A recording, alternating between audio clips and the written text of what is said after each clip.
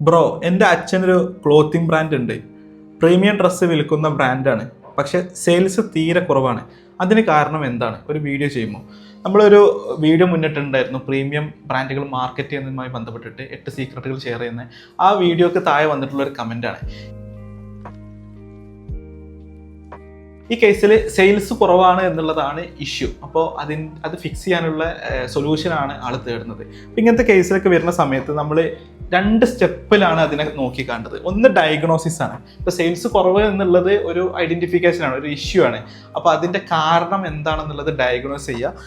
Second stage എന്ന് പറഞ്ഞു കഴിഞ്ഞാൽ അത് ഫിക്സ് ചെയ്യുക. സിമ്പിൾ മെത്തേഡാണ് ഇതിലുണ്ടാവുക. അപ്പോൾ പ്രധാനമായിട്ടും 4 കാര്യങ്ങൾ, 4 പോയിന്റ്സിൽ നിന്നുകൊണ്ടാണ് നമ്മൾ ഡയഗ്നോസിസിനെ നമ്മൾ എക്സ്പ്ലെയിൻ ചെയ്യാമെന്ന് വിചാരിക്കുന്നത്. 4 തരത്തിൽ അതിൻ്റെ ഇഷ്യൂസ് കിടക്കുന്നുണ്ടാവും സെയിൽ കുറയാന്നുള്ളത്. ഒന്നാമത്തതാണ് വാല്യൂ എന്നുള്ളത്, രണ്ടാമത്തെ ബിസിനസ് മോഡൽ, മൂന്നാമത്തെ മാർക്കറ്റിംഗ്, സെയിൽസ്, നാലാമത്തെ സെയിൽസ്. ഈ 4 കാര്യങ്ങൾ നമുക്ക് ഓരോന്നും ഡിസ്കസ് ചെയ്യാം. വാല്യൂ എന്ന് പറഞ്ഞു കഴിഞ്ഞാൽ ഇതിൽ ചിന്തിക്കേണ്ട അല്ലെങ്കിൽ ശ്രദ്ധിക്കേണ്ട ഒരു കാര്യം എന്ന് പറഞ്ഞാൽ, ഈ പ്രൊഡക്റ്റ് എന്ന് പറഞ്ഞാൽ പ്രീമിയം ബ്രാൻഡാണ്, പ്രീമിയം ക്ലോത്തിങ് ബ്രാൻഡാണ്. ഓക്കെ, ഒരു പ്രീമിയം ബ്രാൻഡ് ഏത് പ്രൊഡക്റ്റ് ആയിക്കോട്ടെ, ഏത് ബിസിനസ് ആയിക്കോട്ടെ, അതിൽ വാല്യൂ എന്നുള്ളത് വളരെ ഇമ്പോർട്ടൻ്റ് ആണ്. ആ പ്രൊഡക്റ്റിൻ്റെ വാല്യൂ എന്നുള്ളത് വളരെ ഇമ്പോർട്ടൻ്റ് ആയിട്ടുള്ളൊരു കാര്യമാണ്. അത് എസ്പെഷ്യലി പ്രീമിയം ആവുന്ന സമയത്ത് ജസ്റ്റ് പ്രൊഡക്റ്റിൻ്റെ അപ്പുറത്തേക്ക്, ഒരു എക്കണോമിക്കൽ കമ്പാരിസണിനൊക്കെ അപ്പുറത്തേക്ക് അതിൽ ഒരു പെർട്ടിക്കുലർ വാല്യൂ കാണുമ്പോഴാണ് അത് പ്രീമിയം സെഗ്മെൻറ്റിലേക്ക് അട്രാക്റ്റ് ആവുന്നുള്ളത് മുന്നേ വീഡിയോയിൽ പറഞ്ഞു. 14% എന്നുള്ളൊരു കാര്യം നമ്മൾ പറഞ്ഞിട്ടുണ്ടായിരുന്നു. ടോട്ടൽ കസ്റ്റമേഴ്സ് എടുക്കുകയാണെങ്കിൽ അതിൽ ഏകദേശം ഒരു വേഗ ഐഡിയ വെച്ചിട്ട് നോക്കുകയാണെങ്കിൽ ഒരു 14-15% എന്തുണ്ടാവുള്ളൂ, പ്രീമിയം സെഗ്മെൻറ്റ് ഉണ്ടാവുള്ളൂ. കാരണം അത്ര സെഗ്മെൻറ്റുള്ള ആൾക്കാരെ, അല്ലെങ്കിൽ അതിന് മുകളിൽ ലക്ഷറിയാണ് വരിക, എന്തായാലും ഒരു 80% ഓഫ് ആളുകളും ഈ ഇത്തരത്തിൽ കാണാത്ത അല്ലെങ്കിൽ വാല്യൂ ചെയ്യാത്ത സെറ്റ് ഓഫ് വാല്യൂസ് ആ പ്രൊഡക്റ്റിൽ ഉണ്ടാകുമ്പോഴാണ് ഈ പ്രീമിയം കസ്റ്റമേഴ്സിലേക്ക് അത് അട്രാക്റ്റ് ആവുന്നത്. ചിലപ്പോൾ ഇഷ്യൂ അത് അട്രാക്റ്റ് ചെയ്യുന്ന രീതിയിലേക്ക് ആ പ്രൊഡക്റ്റ് എത്തിയിട്ടില്ല എന്നായിരിക്കാം, ചിലപ്പോൾ അതായിരിക്കില്ല. അപ്പോൾ ഫസ്റ്റ് സെഗ്മെൻറ്റ് എന്നുള്ളത് ഈ പ്രീമിയം സെഗ്മെൻറ്റിലേക്ക് സെല്ല് ചെയ്യാൻ മാത്രം, അല്ലെങ്കിൽ അവർക്ക് അട്രാക്റ്റ് ചെയ്യാൻ മാത്രമുള്ള ഒരു വാല്യൂ നമുക്ക് പ്രൊവൈഡ് ചെയ്യാൻ പറ്റുന്നുണ്ടോ എന്നുള്ളതാണ് ഫസ്റ്റ് ഡയഗ്നോസ് ചെയ്യേണ്ടത്. ഇത് ആളുകളിലേക്ക് എത്തും വേണം, നമ്മുടെ കയ്യിലുണ്ടായാൽ മാത്രം പോരാ, അത് വിസിബിളി കാണുമ്പോൾ തന്നെ ആളുകൾക്ക് ആ വാല്യൂ കണക്ഷൻ വരണം.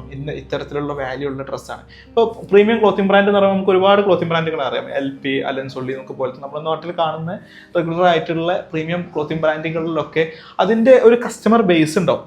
ഒരു വൺസ് അതിൻ്റെ ഒരു കസ്റ്റമേഴ്സ് ആയി കഴിഞ്ഞാൽ പിന്നെ അവിടുന്ന് മാത്രമേ എടുക്കുന്നുണ്ടാവുള്ളൂ. അപ്പോൾ അതിൽ കാണുന്ന കുറേ വാല്യൂസുകളുണ്ട്.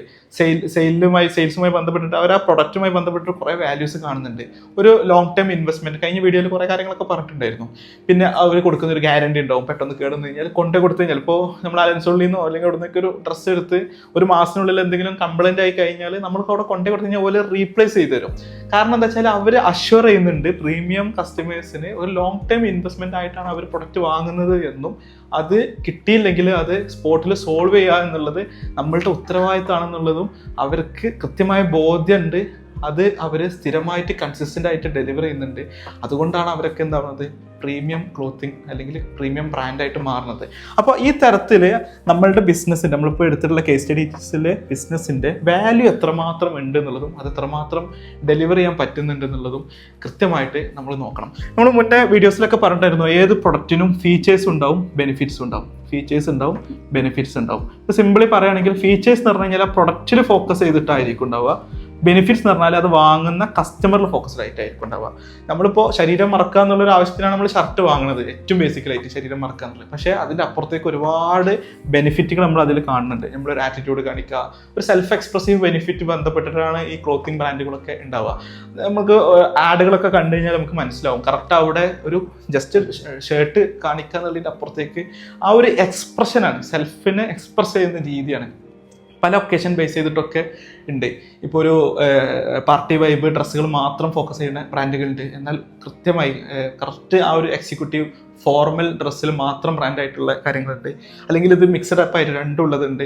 അപ്പോൾ കൃത്യമായിട്ട് ആ ഒരു എക്സ്പ്രഷനാണ് അവിടെ കൊടുക്കുന്നത്. ഡെലിവർ ചെയ്യുന്നത് ഒരു ബെനിഫിറ്റ് ഉണ്ട് ആ പ്രൊഡക്റ്റിൻ്റെ അപ്പുറത്തേക്ക്.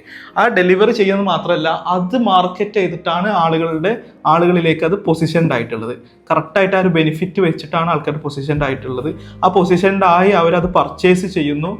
ആ പ്രൊഡക്റ്റ് പർച്ചേസ് ചെയ്യുന്നു, അതിലൂടെ കറക്റ്റ് അവർക്ക് ആ ബെനിഫിറ്റ് കിട്ടുന്നു, വീണ്ടും ആ പൊസിഷനിങ് ഒന്നും കൂടെ ഊർജിതമാവുന്നു, അവരുടെ മൈൻഡിൽ ഒന്നും കൂടെ അത് രജിസ്റ്റേർഡ് ആവുന്നു, വീണ്ടും ആ പർച്ചേസിലേക്ക് വരുന്നു. ഇങ്ങനെയാണ് പ്രീമിയം ബ്രാൻഡിങ്ങിലുണ്ട്. അപ്പോൾ ബ്രോയുടെ ഒരു അച്ഛൻ്റെ ബിസിനസ്സുമായി ബന്ധപ്പെട്ടുള്ള കേസ് സ്റ്റഡീസിലൊക്കെ ചിലപ്പോൾ ഒരു പുതിയ ബ്രാൻഡായിരിക്കും, മാർക്കറ്റിൽ വരാൻ പോകുന്ന ബ്രാൻഡായിരിക്കും.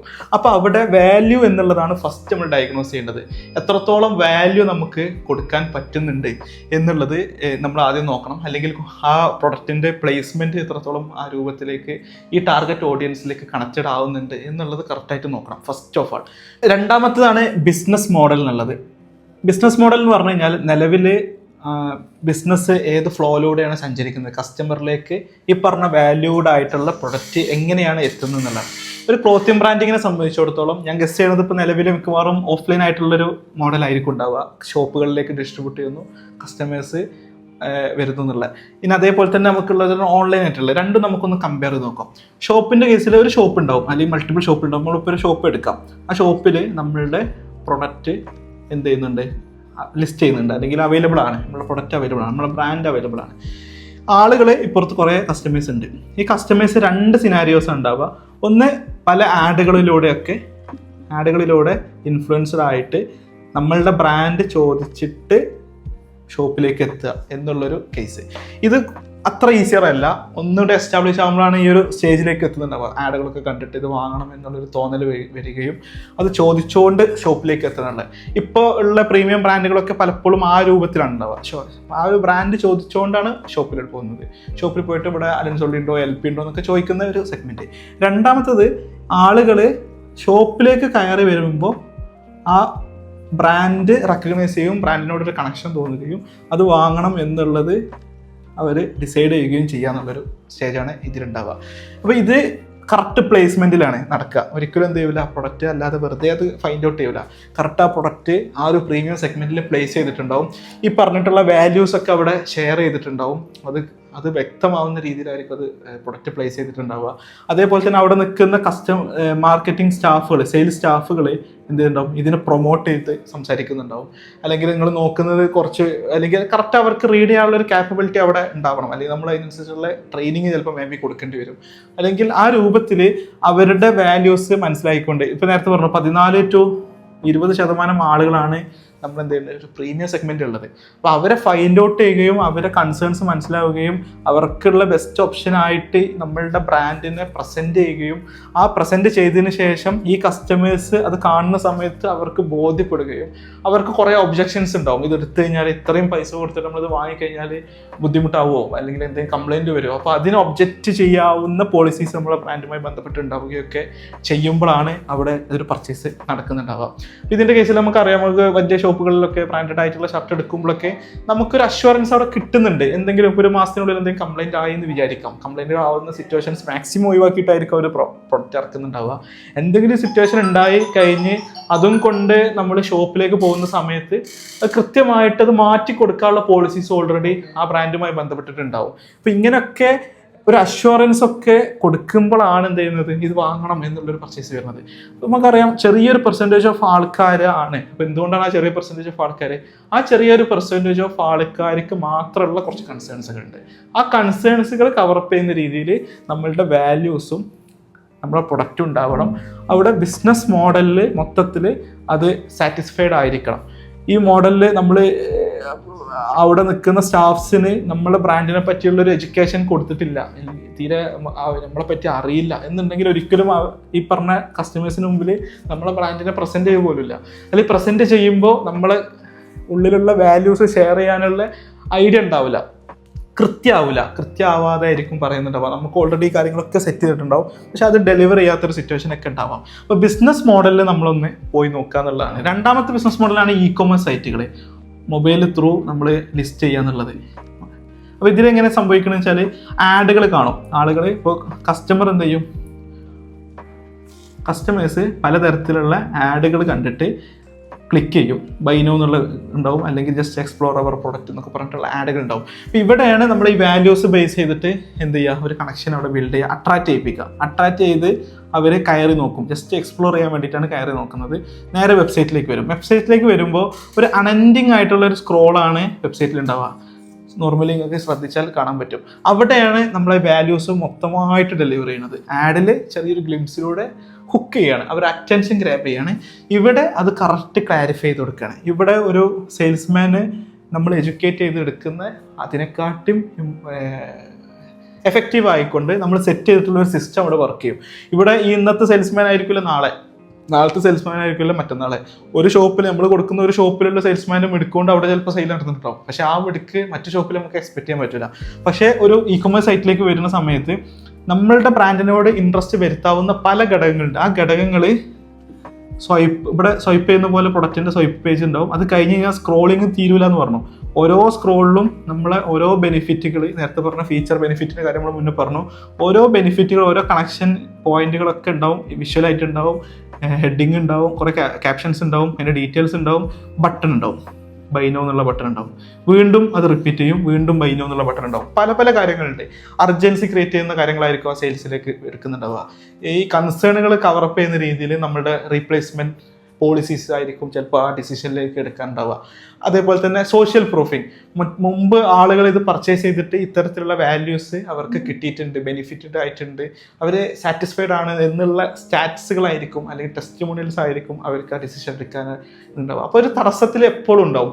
മറ്റ് സെയിലുകൾ നടക്കുന്ന പോലെ, കോമൺ പ്രൊഡക്റ്റുകൾ വാങ്ങുന്ന പോലെ പെട്ടെന്ന് ഡിസൈഡ് ചെയ്യൂല, എസ്പെഷ്യലി പുതിയൊരു ബ്രാൻഡാണെങ്കിൽ. അപ്പോൾ അവിടെ ഉണ്ടാകുന്ന കൺസേൺസുകളെ മൊത്തം കവറപ്പ് ചെയ്യുന്ന രീതിയിൽ ഒരു മിടുക്കനായിട്ടുള്ള ഒരു സെയിൽസ്മാൻ അവിടെ നിന്നിട്ട് നമ്മളെ ബ്രാൻഡിൽ പ്രൊമോട്ട് ചെയ്യുന്ന പോലെ നമ്മളൊരു പേജ് സെറ്റ് ചെയ്ത് കഴിഞ്ഞാൽ നമുക്കവിടെ ഫൈനലി ആ ഒരു പർച്ചേസ് ചെക്കൗട്ടിലേക്ക് ആളെത്തിക്കാൻ പറ്റും. ഇങ്ങനെ 2 ബിസിനസ് മോഡലുണ്ട്. അപ്പോൾ ന്യൂവറായിട്ട് വരുന്ന ബ്രാൻഡിന് ഇത് എഫക്റ്റീവായിട്ട് ചെയ്യാൻ കഴിയുന്നുണ്ടെങ്കിൽ ഏറ്റവും ബെസ്റ്റ് മോഡൽ ഇതാണ്. കാരണം എന്താണ്, ഇവിടെ അല്ലാതെ ഷോപ്പിൽ മാത്രം കൊടുക്കുന്ന ഒരു സിനാരിയോയിൽ എന്ത് ചെയ്യണം, നേരത്തെ പറഞ്ഞ പോലെ നമ്മളെ ബ്രാൻഡിനെ പ്രൊമോട്ട് ചെയ്യാനുള്ള ഒരു ക്യാപ്പബിലിറ്റി എല്ലാവർക്കും ഉണ്ടാവില്ല. അതുകൊണ്ട് കൃത്യമായിട്ട് നമ്മളെ ബ്രാൻഡിനെ പ്രസൻറ്റ് ചെയ്യാൻ കഴിയൂല. പക്ഷെ നേരെ മറിച്ച് നമ്മൾ ഒരു ഇ കൊമേഴ്സ് സൈറ്റ് ഉണ്ടാക്കുകയാണെങ്കിൽ നമുക്കത് സെറ്റ് ചെയ്യാൻ പറ്റും. അത് ഒപ്റ്റിമൈസ് ചെയ്യണം. ഒറ്റ സെറ്റ് ചെയ്യുക എന്നുള്ളതല്ല, അത് കറക്റ്റ് അനലൈസ് ചെയ്തുകൊണ്ട് അത് ഒപ്റ്റിമൈസ് ചെയ്ത് നമുക്ക് കൊണ്ടുവരാൻ പറ്റും. അവിടെ ഈ പറഞ്ഞ വാല്യൂസ് ഷെയർ ചെയ്തുകൊണ്ട് അവിടെ സെയിൽ ക്രിയേറ്റ് ചെയ്യാൻ പറ്റും. പിന്നെ ഉള്ളതാണ് മാർക്കറ്റിങ്ങും സെയിൽസും. ഈ 2 കാര്യങ്ങൾ നമ്മൾ ഡയഗ്നോസ് ചെയ്ത് കഴിഞ്ഞതിന് ശേഷം നമ്മൾ നോക്കുന്നതാണ് മാർക്കറ്റിംഗ് സെയിൽസും. ഈ മാർക്കറ്റിംഗ് സെയിൽസ് എന്ന ഡിഫറൻസ് നിങ്ങൾക്ക് അറിയുമെന്ന് വിചാരിക്കുന്നു. മാർക്കറ്റിംഗ് എന്ന് പറയുമ്പോൾ നമ്മളെ പ്രൊഡക്റ്റിനോട് അട്രാക്റ്റ് ചെയ്യിപ്പിക്കുക എന്നുള്ളതാണ്, അല്ലെങ്കിൽ ലീഡ്സ് കൊണ്ടുവരിക എന്നുള്ളതാണ്. ഇപ്പോൾ ഇവിടെ ആഡ് കണ്ട് അകത്തേക്ക് കടക്കുക എന്നുള്ളതാണ്.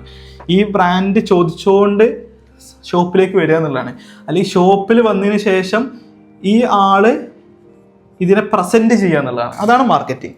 അപ്പോൾ കൃത്യമായിട്ട് മാർക്കറ്റിംഗ് എത്രമാത്രം നടക്കുന്നുണ്ട്, ഇവിടെ എത്രമാത്രം ആളുകൾ നമ്മളെ പേജിലേക്ക് കയറുന്നുണ്ട് എന്നുള്ളതായിരിക്കും നമുക്കിവിടെ അളക്കാൻ പറ്റുക. അപ്പോൾ മാർക്കറ്റിംഗ് ഡയഗ്നോസ് ചെയ്യുന്നത് എത്രമാത്രം ആളുകൾ നമ്മളെ പ്രൊഡക്റ്റ് അറിയുന്നുണ്ട് അല്ലെങ്കിൽ അട്രാക്റ്റഡ് ആവുന്നുണ്ട് എന്നുള്ള ഒരു റിപ്പോർട്ട് പ്രകാരം നമുക്ക് മനസ്സിലാക്കാൻ പറ്റും മാർക്കറ്റിംഗിൽ ഇഷ്യൂ ഉണ്ടോ ഇല്ല എന്നുള്ളത്. ഇനി അതല്ല, ഇവിടെ കുറേ ആൾക്കാർ വരുന്നുണ്ട് പക്ഷേ സെയിൽ വളരെ കുറവാണ്. അപ്പോൾ എന്താണ് പ്രശ്നം? സെയിൽസിലാണ് പ്രശ്നം. സെയിൽസ് മീൻസ് ഇവിടെ കൊടുത്ത സെക്ഷൻസ് ഇമ്പ്രൂവ് ആക്കാനുണ്ട്. ഇവിടെ അട്രാക്റ്റഡ് ആയിട്ടാണ് വരുന്നു, ഇവിടെ കൺവിൻസ്ഡ് ആവുന്നില്ല, വാങ്ങാതെ പോകുന്നു. അപ്പോൾ നമ്മൾ ഇത് ഇമ്പ്രൂവ് ചെയ്തുകൊണ്ടേ ഇരിക്കണം. സെയിൽസ് കൂട്ടുന്ന രീതിയിൽ ഇമ്പ്രൂവ് ചെയ്യണം. അതേപോലെ തന്നെ ആളുകൾ ചോദിച്ചു വരുന്നുണ്ട്, ആഡുകൾ കണ്ടിട്ട് ആൾക്കാർ ചോദിച്ചു വരുന്നുണ്ട്, പക്ഷേ കാണുന്ന സമയത്ത് അവിടെ എന്താവുന്നില്ല, കൺവേർട്ട് ചെയ്യുന്ന സെയിൽ ക്ലോസ് ചെയ്യുന്ന തരത്തിൽ എന്തില്ല, അവിടെ ഒരു എഫേർട്ട് ഇവിടെ ആരും എടുക്കുന്നില്ല എന്നുള്ളതായിരിക്കും പ്രശ്നം. ഇനി അതല്ല, ഇതും ചെയ്യുന്നുണ്ട് പക്ഷെ ആളുകൾ എന്നാലും മാർക്കറ്റിംഗ് സ്റ്റാഫിന് ആൾക്കാർ എത്തിക്കാൻ പറ്റുന്നുണ്ട്, സെയിൽസിൻ്റെ ആൾക്കാർക്ക് അത് ക്ലോസ് ചെയ്യാൻ കഴിയുന്നില്ല. അപ്പോൾ മേ ബി എന്തായിരിക്കും പ്രശ്നം? പ്രൊഡക്റ്റിലായിരിക്കും പ്രശ്നം. ഇനി ഇതൊക്കെ ഉണ്ട്, പക്ഷേ ഇതിങ്ങോട്ട് സിസ്റ്റമൈസ് ആക്കി നമുക്ക് സ്കെയിലപ്പ് ചെയ്ത് കൊണ്ടുപോകാൻ പറ്റുന്നില്ല. ചില സ്ഥലത്ത് കച്ചവടമുണ്ട്, ചില സ്ഥലത്ത് കച്ചവടമില്ല. അപ്പോൾ ബിസിനസ് മോഡലായിരിക്കും പ്രശ്നം. ഇങ്ങനെ നമ്മളുടെ പ്രശ്നത്തിന് കസ്റ്റമറിൻ്റെ വ്യൂ പോയിന്റിൽ നിന്നുകൊണ്ട് നമ്മൾ പ്രൊഡക്റ്റിൽ നിന്നൊക്കെ ഇറങ്ങി ചെല്ലണം. നമ്മുടെ ബിസിനസ്സിൽ നിന്നൊക്കെ മാറി നിന്ന് നമ്മളെ കസ്റ്റമേഴ്സായിട്ട് മാറാം. എന്ത് കസ്റ്റമറാണ്? ഈ 14% to 20% പ്രീമിയം കസ്റ്റമേഴ്സ് ആക്കുക. പ്രീമിയം കസ്റ്റമേഴ്സിനുള്ള കൺസേൺസുകൾ നമുക്ക് ഉണ്ടാവണം. ഒരു പ്രീമിയം പ്രൊഡക്റ്റ് വിൽക്കണമെങ്കിൽ നമുക്ക് പ്രീമിയം കസ്റ്റമേഴ്സിനെ മനസ്സിലാക്കാൻ പറ്റണം. ആ പ്രീമിയം കസ്റ്റമേഴ്സിനെ മനസ്സിലാക്കിക്കൊണ്ട് ഉൾക്കൊണ്ടുകൊണ്ട് നമ്മളെ പ്രൊഡക്റ്റിലൂടെ സഞ്ചരിക്കുക, നമ്മുടെ ബിസിനസ് മോഡലിലൂടെ സഞ്ചരിക്കുക, നമ്മൾ സഞ്ചരിക്കുക. അതേപോലെ തന്നെ കറക്റ്റ് റിപ്പോർട്ടുകൾ നമ്മൾ അനലൈസ് ചെയ്യാൻ പഠിക്കുക. ബിസിനസ് എവിടെയാണ് ഇപ്പം നിൽക്കുന്നത്, എന്താണ് അതിൻ്റെ സ്റ്റാറ്റസ് എന്നുള്ളത് കറക്റ്റായിട്ട് റിപ്പോർട്ടിൽ നിന്നും മനസ്സിലാക്കിക്കൊണ്ട് ഡയഗ്നോസ് ചെയ്യുക എന്നുള്ളതാണ് first stage. Second stage obviously അത് ഫിക്സ് ചെയ്യാം. ഈ ഫിക്സിംഗ് എന്ന് പറയുമ്പോൾ ഒരു സ്വിച്ച് ഇട്ട പോലെ ഫിക്സ് ചെയ്യുക എന്നുള്ളതല്ല, എക്സ്പെരിമെൻറ്റ്സ് ആണ്. ഓരോ സ്ഥലത്തും ഇഷ്യൂസ് ഉണ്ടെന്ന് മനസ്സിലാക്കിക്കൊണ്ട് ആ ഇഷ്യൂസ് മറികടക്കാനുള്ള സ്ട്രാറ്റജീസ് നമ്മൾ ഉണ്ടാക്കുന്നു. അതിലുള്ള റിപ്പോർട്ട് പ്രകാരം നമ്മൾ അനലൈസ് ചെയ്യുന്നു. മെച്ചുണ്ടെങ്കിൽ അത് വീണ്ടും തുടരുന്നു, മെച്ചമില്ല എന്നുണ്ടെങ്കിൽ വേറെ സ്ട്രാറ്റജീസ് കൊണ്ടുവന്നു. ഇങ്ങനെയൊക്കെ ഒരു പ്രീമിയം ബ്രാൻഡ് വളർത്തുക എന്ന് പറഞ്ഞാൽ മറ്റ് ബിസിനസ് പോലെയല്ല, ഇതൊരു ലോങ് ടേം ഇൻവെസ്റ്റ്മെന്റ് ആണ്. Premium customers long term investment ആയിട്ട് നമ്മൾ പ്രൊഡക്റ്റ് വാങ്ങുന്നു എന്ന് പറഞ്ഞ പോലെ ഒരു പ്രീമിയം ബ്രാൻഡ് വളർത്താൻ എഫേർട്ടുകളുണ്ട്. ഒരിക്കലും സിംപിളി അതല്ല. ഒരു ചുരുങ്ങിയ ഒരു ഓഡിയൻസിനെ നമ്മൾ ടാർഗറ്റ് ചെയ്ത് അവരുടെ മുമ്പിൽ നമ്മുടെ ബ്രാൻഡ് സെല്ല് ചെയ്തുകൊണ്ടിരിക്കുകയാണ്. അപ്പോൾ അതൊരു എഫേർട്ട്ഫുൾ ആയിട്ടുള്ള ഒരു പ്രോസസ്സാണ്. പക്ഷെ അത് എന്താണ്, ലോങ് ടേം ഇൻവെസ്റ്റ്മെന്റ് ആണ്. ഓൺസ് ഒരു സാധനം സെറ്റ് ചെയ്ത് കഴിഞ്ഞാൽ നമ്മൾ അറിയാം, ഒരു ബ്രാൻഡഡ് ഷർട്ടൊക്കെ എടുക്കുന്ന ആൾക്കാർ വേറെ ഷർട്ട് എടുക്കണമെന്ന് ചിന്തിക്കുന്നില്ല, നേരെ പോയി അതന്നെ വീണ്ടും പർച്ചേസ് ചെയ്യണം. അവർക്ക് കൺവീനിയൻ്റ് ആയിട്ട് തോന്നുകയാണ്. ഓക്കെ, അപ്പോൾ പുതിയ ബ്രാൻഡ് എന്നുള്ള ലെവലിൽ ഈസിലി ആ ഒരു സാധനത്തിലേക്ക് എത്തിക്കാൻ എന്ത് വേണ്ടി വരും, നമ്മളെ സാധനം പർച്ചേസ് ചെയ്യിപ്പിക്കേണ്ടി വരും. അപ്പോൾ പ്രൈസിങ്ങിൽ വർക്ക് ചെയ്യേണ്ടി വരും. ഇവിടെ ഇതൊക്കെ ഉണ്ട്, പക്ഷേ പ്രൈസിങ്ങിൽ എഫക്റ്റ് ചെയ്യേണ്ടി വരും. വലിയ ബ്രാൻഡുകൾ അടക്കം ഈ പ്രൈസിങ്ങിൽ സ്റ്റിൽ ചെയ്യുന്നുണ്ട്. ഇപ്പോൾ അലൻസോളിൽ പോകുന്ന സമയത്ത് നമുക്ക് കാണാൻ പറ്റും, 2 എണ്ണം എടുത്തു കഴിഞ്ഞാൽ 500 രൂപ ഓഫ് എന്നുള്ളൊരു സാധനം എല്ലാം ഉണ്ടാവും. എന്തിന്, അവർ ബ്രാൻഡല്ലേ. പക്ഷെ ഒരു എണ്ണം വാങ്ങാൻ നിൽക്കുന്ന ആളെ കൊണ്ട് ആ ഒരു 500 രൂപ എന്ന് കാണുമ്പോൾ 2 എണ്ണം വാങ്ങാൻ ടെൻഡൻസി വരികയാണ്. അതേപോലെ ന്യൂ കസ്റ്റമേഴ്സിനെ കൊണ്ട് ഇത് വാങ്ങിപ്പിക്കുന്ന രീതിയിൽ പ്രൈസിംഗ് സ്ട്രാറ്റജീസ് വെക്കേണ്ടി വരും. ഇനീഷ്യലി പല എഫേർട്ടുകളും പല കാര്യങ്ങളും നമ്മൾ മാർക്കറ്റിംഗ് ബജറ്റ് ആയിക്കൊണ്ട് ചിലപ്പോൾ പ്രൈസ് ഈ തരത്തിലൊക്കെ കട്ട് ചെയ്യേണ്ടി വരും, നമുക്ക് നഷ്ടത്തിൽ ചിലപ്പോൾ വെക്കേണ്ടി വരും. പക്ഷേ അതിലൂടെ ഈ വാല്യൂ കറക്റ്റ് ഷെയർ ആയി കഴിഞ്ഞാൽ അത് ലോങ് ടൈം ഇൻവെസ്റ്റ്മെൻ്റ് ആയി മാറുകയും വേർഡ് ഓഫ് മൗത്തിലൂടെയും മറ്റു തരത്തിലുള്ള ad, social media, brand awareness ഇത്തരത്തിലൂടെയൊക്കെ അതൊരു അസറ്റായി ബിൽഡ് ചെയ്യുകയും അവർ കൃത്യമായിട്ട് നമ്മളുടെ ഒരു ലോങ് ടൈം കസ്റ്റമറായിട്ട് മാറുകയും ചെയ്യും. ഇവിടെയൊക്കെ നമ്മൾ നോക്കണമെന്ന് വെച്ചാൽ കസ്റ്റമർ അക്വിസിഷൻ കോസ്റ്റ് നമ്മൾ കറക്റ്റ് നോക്കണം. ഒരു കസ്റ്റമറിനകത്തേക്ക് എത്തിക്കാനുള്ളൊരു കോസ്റ്റ് ഉണ്ട്. അപ്പോൾ അത് മുതലാക്കണം എന്നുണ്ടെങ്കിൽ മാക്സിമം ആ കസ്റ്റമറിനെ കൊണ്ട് വീണ്ടും വീണ്ടും വീണ്ടും നമ്മളെ പ്രൊഡക്റ്റ് വാങ്ങിപ്പിക്കണം. അപ്പോൾ ആ രൂപത്തിൽ സ്ട്രാറ്റജൈസ് ആവണം നമ്മുടെ പ്രൈസിങ്ങും നമ്മുടെ മാർക്കറ്റിംഗ് എഫർട്ടുകളും നമ്മുടെ സെയിൽസ് എഫർട്ടുകളും ഒക്കെ. അപ്പോൾ ഇത്രയും കാര്യങ്ങളാണ് ഇതുമായി ബന്ധപ്പെട്ട് പറയാനുള്ളത്. ഏകദേശം ഒരു വലിയ സബ്ജക്റ്റാണ്, ഒരിക്കലും ഒരു വീഡിയോയിലോട് മാത്രം ഒരു സൊല്യൂഷൻ കിട്ടുമെന്ന് എനിക്ക് തോന്നുന്നില്ല. പക്ഷേ നമ്മൾ എങ്ങനെ ചിന്തിക്കണം, ഏത് മാർഗ്ഗത്തിൽ നമ്മുടെ ബിസിനസ്സിനെ അനലൈസ് ചെയ്യണം എന്നുള്ള കൃത്യമായിട്ടുള്ളൊരു ധാരണ ഈ വീഡിയോയിലൂടെ കിട്ടുന്നുണ്ട് എന്ന് ഞാൻ വിശ്വസിക്കുന്നു. കൂടുതൽ ഇത്തരം ക്വസ്റ്റ്യൻസുകളൊക്കെ ചോദിക്കാം, പരമാവധി കഴിയുന്ന പോലെയൊക്കെ അത് എക്സ്പ്ലെയിൻ ചെയ്തിട്ടുള്ള വീഡിയോസ് നമുക്ക് ഈ ചാനലിലൂടെ ചെയ്യാം. വീഡിയോ ഇഷ്ടപ്പെട്ടാൽ വീഡിയോ ലൈക്ക് ചെയ്യുക, ഇഷ്ടപ്പെട്ടില്ലെങ്കിൽ അത് കമൻറ്റിൽ രേഖപ്പെടുത്തുക, കൂടുതൽ ക്വസ്റ്റ്യൻസ് ചോദിക്കുക. കൂടുതൽ ബിസിനസ് റിലേറ്റഡ് ആയിട്ടുള്ള ആളുകൾക്ക് നമ്മൾ വീഡിയോ ഷെയർ ചെയ്യുക. അത് നമ്മളുടെ ഒരു കമ്മ്യൂണിറ്റി വലുതാക്കാനൊക്കെ സഹായകരമാകും. പിന്നെ അതുപോലെ തന്നെ കസ്റ്റമേഴ്സിൻ്റെ സൈക്കോളജിയും കസ്റ്റമേഴ്സിനെയും മനസ്സിലാക്കുക എന്നുള്ളത് ബിസിനസ്സിൽ വളരെ ഇമ്പോർട്ടൻ്റ് ആയിട്ടുള്ള കാര്യമാണ്. അപ്പോൾ അത്തരം വീഡിയോസ് റെഗുലറായിട്ട് കാണാൻ ആഗ്രഹിക്കുന്നവരാണ് നിങ്ങളെന്നുണ്ടെങ്കിൽ എന്തായാലും ഈ ചാനൽ ഒന്ന് സബ്സ്ക്രൈബ് ചെയ്യുക. അപ്പോൾ താങ്ക് യു.